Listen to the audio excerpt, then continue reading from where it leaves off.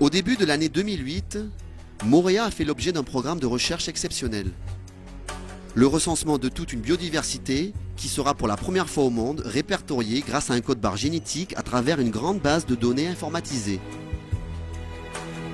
Une opération gigantesque qui a mobilisé des centaines de scientifiques du monde entier venus en masse recenser toute la vie non microbienne de Moorea.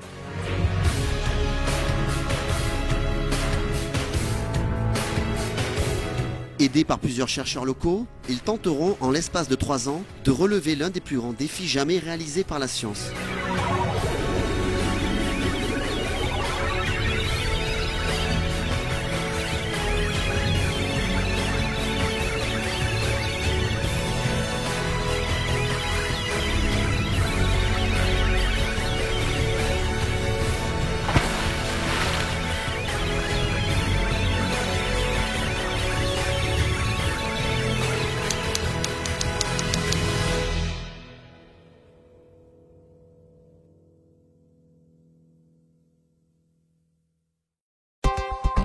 Située à 17 km au nord-ouest de Tahiti, l'île de Moorea a été durant ces 4 dernières années le terrain d'action de plusieurs centaines de chercheurs locaux et internationaux. Leur objectif, recenser toutes les espèces animales et végétales terrestres et marines de l'île en leur attribuant à chacun un code-barre génétique. Une mission qui aurait été irréalisable par le passé mais rendue aujourd'hui possible grâce aux nouvelles technologies. Comment ce projet a-t-il été mis en place ? Qui sont ces scientifiques du futur? Pour tous ces touristes venus du monde entier, Moorea c'est l'île du charme et de l'exotisme. Mais qu'a-t-elle de plus que ses cousines du Pacifique? Pourquoi cette toute petite île isolée au cœur de l'océan Pacifique a-t-elle suscité l'intérêt de ces chercheurs? Pour le savoir, nous avons suivi quelques-uns d'entre eux durant leur séjour sur l'île Sœur. De l'étude des oiseaux au recensement des invertébrés marins, chaque organisme, même les plus mystérieux, ont été collectés et recensés. Leurs travaux, leurs recherches et leurs points de vue sur la biodiversité de Moorea vous seront révélés à travers ce reportage exceptionnel, filmé en grande partie par les chercheurs eux-mêmes.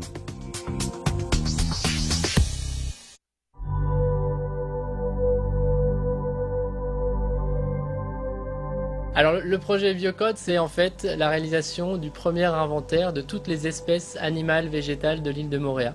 Donc on est en fait en train de créer une bibliothèque de toutes les espèces. On va cataloguer les espèces endémiques, les espèces envahissantes, les plantes, les animaux de toute l'île de Moorea. Arrivé au sein de l'équipe Biocode en 2008, Jérôme Petit a été chargé de la coordination du projet à la station de recherche biologique Gump à Moorea. Il y a à peu près 150 scientifiques qui sont impliqués dans ce projet. Ils sont tous spécialistes dans un domaine, donc dans une famille biologique particulière. Ils viennent passer une semaine, un mois, parfois même encore plus, à Moorea. Ils vont sur le terrain collecter les espèces pour lesquelles ils sont spécialistes. Une opération gigantesque qui a mobilisé des centaines de scientifiques du monde entier venus en masse recenser toute la vie non microbienne de Moorea. On essaye d'être le plus exhaustif possible, donc on va aller du sommet des montagnes pour justement trouver les espèces endémiques ou les espèces indigènes les plus intéressantes, jusqu'au niveau à basse altitude où on trouvera peut-être principalement des espèces envahissantes, des espèces exotiques, mais aussi bien sûr dans les différentes profondeurs du lagon. Initié par le chercheur Neil Davis, également directeur de la station Gump de Moorea, le projet Biocode utilise l'association de 2 technologies, l'Internet et l'étude de l'ADN. Dans les années 50, avec le décryptage de l'ADN, le code génétique, on a découvert un autre standard, c'est un standard biologique, c'est le code de la vie. C'est un peu plus complexe que le code, le système binaire, c'est 2 fois plus complexe que les ordinateurs, c'est le standard des ACTG, 4 chiffres là. Et cet standard a permis une véritable révolution dans la science, la biologie moléculaire. Ce sont ces 4 nucléotides, représentés ici en rouge, vert, jaune et bleu, appelés ACTG, qui composent l'ADN de toutes les espèces du vivant. C'est en reconstituant l'ordre de toute une série de ces nucléotides qu'il est possible d'identifier une espèce en particulier. Voilà à quoi ressemble finalement ce code informatique lu par les cellules. Donc on imagine un enchaînement de G, G, T, G, G, C, G, C, A, et qui est bien sûr, ce code est bien sûr différent pour chaque individu du monde animal et végétal. À partir de notre tissu, comme la pâte de mouche ou autre qu'on a mis dans cette plaque, on obtient de l'ADN pur, que vous voyez ici, et donc ça va être envoyé à Washington. Pour le projet Biocode, on va s'intéresser pas à l'ensemble du patrimoine génétique puisque ça représenterait une quantité d'informations énorme. Donc on va sélectionner un seul gène, c'est-à-dire un fragment de cet ADN. Et voilà exactement à quoi ressemble ce qu'on appelle une séquence génétique. C'est un fragment de 800 nucléotides, c'est-à-dire 800 A, G, T, C alignés les uns après les autres. Et encore une fois, ce fragment est différent pour chaque espèce collectée. Le principe est le même lorsque vous faites vos courses au supermarché. Chaque produit en rayon est répertorié grâce à un code barre. Il suffit que la caissière fasse défiler ce code vers une machine capable de le décrypter pour qu'il soit automatiquement identifié et que le prix s'affiche.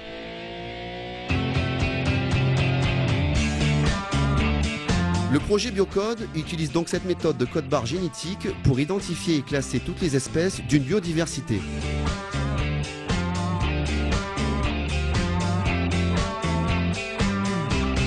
Le code barre génétique, c'est quelque chose de très récent, c'est quelque chose qui date du début des années 2000, où on a commencé à utiliser la génétique. Donc la génétique, c'est quelque chose qui est un peu plus ancien, l'ADN, tout ça, on a découvert ça dans les années 50, mais on a commencé à utiliser la génétique pour la classification des espèces, qu'on appelle la taxonomie, la classification de toutes les espèces du vivant. On a commencé à le faire très récemment. Aujourd'hui, une opportunité à fusionner les deux révolutions, le standard d'informatique avec le code de la vie, le code génétique d'ADN. Selon Jean-Yves Meyer, notre botaniste tahitien et coordinateur du groupe de chercheurs en charge des plantes au sein du programme Biocode, cet outil ne peut être que bénéfique pour le monde à venir.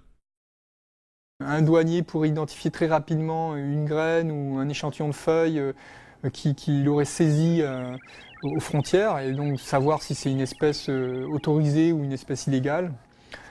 Et pour le côté recherche scientifique, c'est vrai qu'un étudiant ou un naturaliste, quelqu'un qui aime la nature, pourrait aller sur le terrain et sans être un taxonomiste, sans connaître toutes les espèces, il pourrait y avoir un kit portatif où il prendrait une feuille, il l'insérerait dans son iPod ou dans son téléphone portable, qui analyserait l'ADN et qui dirait voilà, telle espèce, tel échantillon de feuilles, ça correspond à telle espèce de plante, ou telle plume, ça correspond à tel oiseau. Et il aurait directement, via peut-être une connexion Internet, tous les éléments sur la plante ou sur l'oiseau sur un portable. Mais en attendant que ce programme soit opérationnel ailleurs, il faut d'abord le tester à échelle réelle. Et c'est sur Moorea, l'île authentique où règne un mode de vie alliant modernisme et tradition, que ce projet a vu le jour. Pourquoi Moorea? Bon, d'abord, il y a 2 stations de recherche internationales, donc il y a déjà une capacité importante. Il y a aussi, c'est une île pas très grande, donc on essaie de faire quelque chose de très ambitieux, jamais fait ailleurs. Donc on voulait commencer avec quelque chose qui est impressionnant, mais pas impossible. Comme le premier génome, ce n'était pas le génome de l'homme, c'était le génome d'une bactérie, après un génome de mouche de fruits, après de souris. Donc il faut commencer à une échelle qui est pour le moins possible avec les technologies du jour. Et Moorea, c'est à cette échelle-là. Chris Meyer, scientifique à la Smithsonian Institution de Washington et spécialiste des invertébrés marins, a été le co-directeur du programme Biocode durant ces dernières années. Paléontologue à ses débuts, il a commencé à recenser les animaux fossiles en décrivant leur forme et leurs caractéristiques. Ce projet est très intéressant pour moi car j'ai pu voir cette diversité d'une façon très traditionnelle. J'ai commencé en tant que paléontologue en travaillant principalement sur la morphologie des animaux. Ensuite, j'ai commencé à étudier la génétique pour pouvoir être capable d'identifier les animaux et j'ai vu à travers le barcoding de l'ADN cette opportunité de pouvoir les recenser. Nous avons un but, et c'est celui de recenser toute une biodiversité grâce à ce programme. Une opération de grande envergure qui va demander la mise en place de moyens colossaux. Ainsi, le 6 décembre 2007, la fondation Gordon & Betty Moore accepta de financer le projet Moorea Biocode à hauteur de 5,4 millions de dollars américains. Une fondation principalement axée sur la recherche pour le développement durable aux États-Unis est créée par le cofondateur de la Intel Corporation, le leader mondial de l'innovation et du développement des processeurs d'ordinateurs.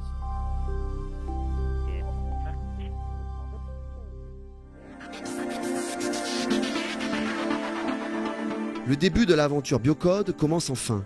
Neil Davis et ses collaborateurs n'ont pas le droit d'échouer et démarrent les travaux dès le début de l'année 2008. Ils ne disposent que de 3 ans pour recenser toute la vie non microbienne de Moorea.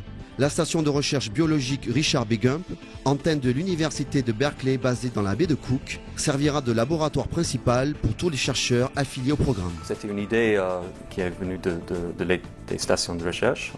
On voulait le faire. On a commencé déjà avec les inventaires.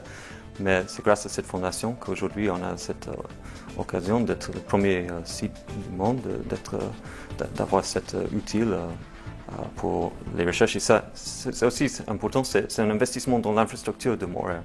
C'est un peu comme les labos. On a fait construire les labos, ça c'est une infrastructure très importante, c'est une plateforme pour l'avenir. Le projet Biocode, c'est aussi une plateforme pour l'avenir. Après l'inventaire soit fini, c'est pas fini, le projet n'est pas fini. C'est là, ça existe comme utile pour tous les chercheurs, tous les gestionnaires de l'île pour les années qui vont venir. C'est ici, à l'intérieur de cette station de recherche américaine, en compagnie des techniciens locaux Reo Terei et VTA Leo, que des centaines de scientifiques vont collaborer tout au long de leur séjour sur Moorea. Ça a été un vrai enrichissement parce que travailler avec des chercheurs de différentes nationalités, j'ai appris pas mal de choses. Déjà leur façon de travailler et surtout le parler. Parce que bon, il fallait parler anglais et c'est ce que j'appréhendais en commençant, enfin en débutant ce programme. Je me dis, je ne sais pas si je vais pouvoir me faire comprendre ou les comprendre. Bien que le laboratoire de la Gump soit équipé des dernières technologies en matière d'identification, elle avait tout de même des difficultés à satisfaire les besoins de chacun. On venait de commencer et là on a reçu 4 je pense, groupes taxonomiques. Là par contre ça a été, bon je dirais Dieu mais pour l'équipe parce qu'il fallait gérer tout ce monde. Le labo était plein à craquer. Ces chercheurs quand ils viennent ils ont besoin de matériel. Donc il fallait pouvoir gérer tout ça. Il y avait de très nombreux chercheurs venus à Moorea pour recenser sa biodiversité, faire des investigations. C'était un peu comme un cirque. Tout le monde savait qu'ils arrivaient. Les rencontres au laboratoire, le partage des équipements, la planification ensemble des sorties à effectuer. Si tout était facile, d'autres personnes l'auraient fait avant nous et ce ne serait pas tellement amusant. C'est pourquoi nous avons participé à ce projet. La majorité des chercheurs tombés sous le charme de cette île tropicale s'unissent à dire que la biodiversité de Moorea, bien qu'elle semble encore assez bien préservée, reste néanmoins très vulnérable aux activités humaines sans cesse croissantes. Moorea est très représentative de ce qui se passe en Polynésie française. Et David Steadman, qui travaille à l'Université de Floride, est un pionnier pour déterminer quelles espèces ont été éteintes et à quel endroit. Il a travaillé avec les archéologues en creusant pour extraire des ossements d'oiseaux afin de savoir quelle espèce vivait avant. Et ce qu'il a trouvé représente moins de 50% de toutes les espèces d'oiseaux vivant encore ici. Beaucoup d'oiseaux ont disparu. Erika Spotswood est une jeune scientifique venue étudier le comportement alimentaire des oiseaux à Tahiti et Moorea. Étudiante en thèse de doctorat à l'université de Berkeley, c'est la seconde fois qu'elle revient en Polynésie. Je travaille sur 2 espèces introduites, le bulbule à ventre rouge et le vignet à lunettes qui ont été introduits durant ce siècle. Je m'intéresse aussi au petit lobe de la société. Appelé Upa ici, c'est une espèce typique de Moorea et qui a intégré beaucoup de plantes introduites dans son alimentation. C'est un oiseau que j'ai déjà attrapé. La dernière fois que j'étais là, il y a un mois environ. C'est un petit lobe de la société. C'est un jeune oiseau. Tu peux le savoir parce que les adultes ont une tache mauve sur la tête. Leurs bustes sont moins vert fluo. Ils sont plutôt gris-vert et leur ventre est vraiment jaune lumineux. Mais les jeunes ont un vert plus terne parce qu'ils n'ont pas le crâne mauve et ils sont plus petits. Quand tu as l'habitude, tu peux vite t'en apercevoir. Celui-ci est vraiment un jeune oiseau. C'est cool. Ces trois espèces d'oiseaux mangent principalement des fruits qui sont ensuite dispersés. Imagine que tu as un arbre qui donne des fruits. Si tu n'as personne pour répandre tes graines ailleurs, elles germeront uniquement à tes pieds, ce qui peut donc engendrer des conséquences sur le développement trop rapide d'une seule espèce d'arbre. Et aussi, si tu étais un rat ou un autre rongeur qui mange ces graines, tu resterais uniquement là où il y a à manger, et tu mangerais uniquement les graines qui se trouvent sous cet arbre. Et donc, du point de vue des plantes, les oiseaux jouent un rôle très important pour leur dissémination.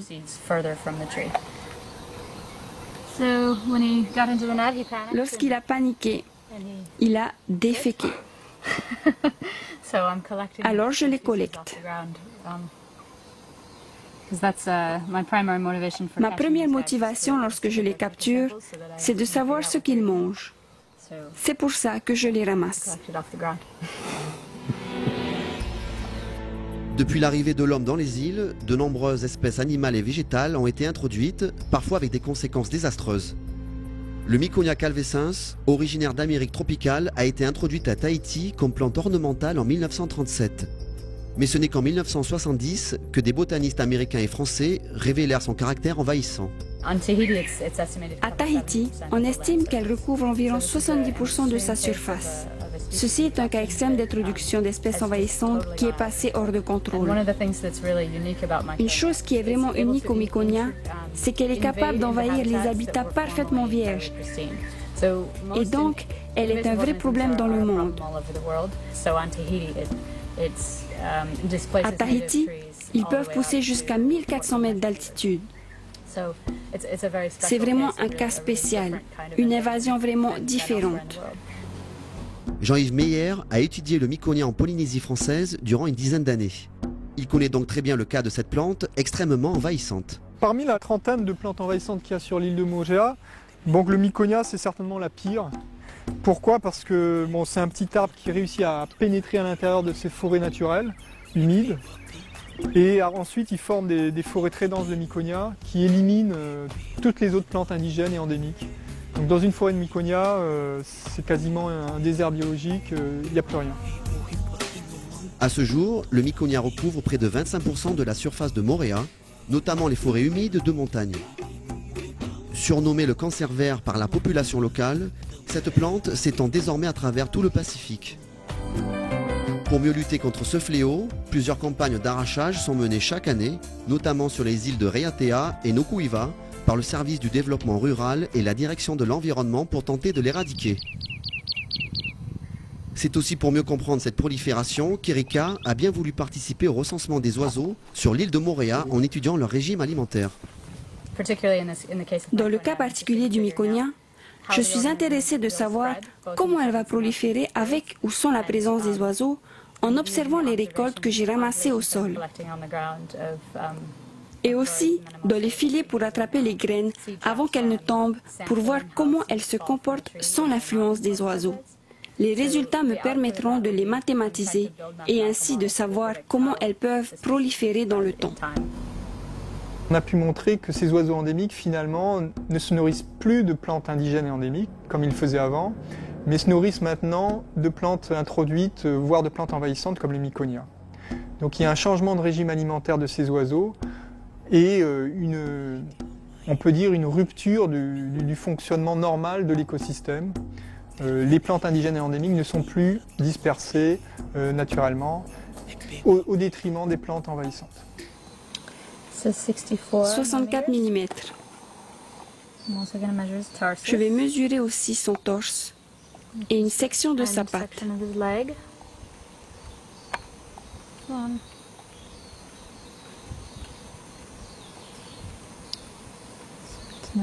19 mm.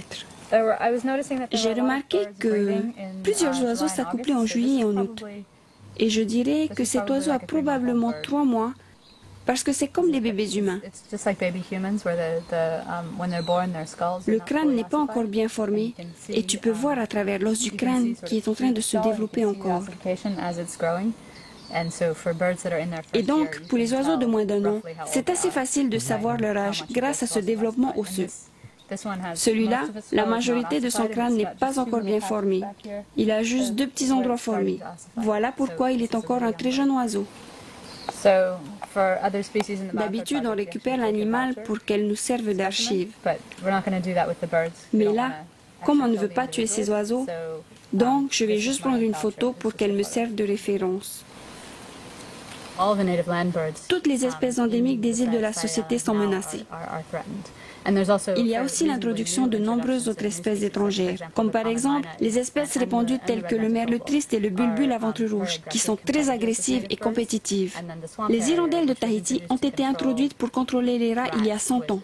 Puis au fur et à mesure, elles se sont attaquées aux oiseaux endémiques. Il y a d'autres menaces à venir pour ces oiseaux endémiques.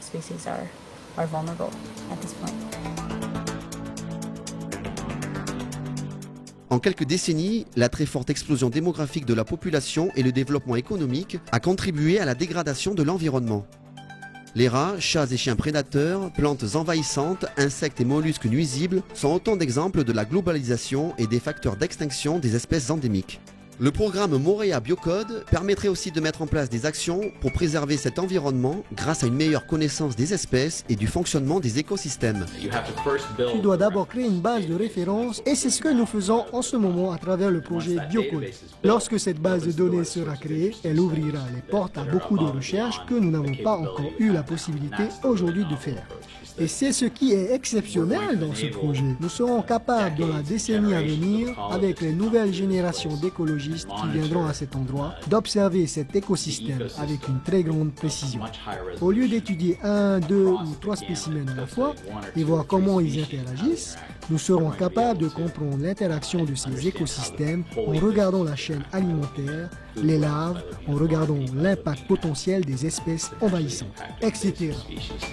Ça sert de connaître notre environnement, de connaître notre patrimoine, notre biodiversité de cette île et pouvoir au mieux justement la préserver en la connaissant, car il faut savoir qu'il y a énormément d'espèces à Moorea qui ne sont pas encore connues, pour lesquelles on n'a aucune information, on n'a même pas de nom pour ces espèces. Donc ça c'est la première étape, c'est vraiment de connaître, de faire un inventaire de chaque espèce. Gustave Paulet, professeur en biologie marine à l'Université de Floride, a été plusieurs fois primé pour ses travaux à travers le monde. Déjà venu en Polynésie, il est le coordinateur de l'équipe en charge des invertébrés marins. Je ne connais pas d'autre projet qui ait eu à procéder ainsi, avec une équipe de spécialistes d'invertébrés marins, pour faire un inventaire complet de la biodiversité marine à une échelle aussi importante.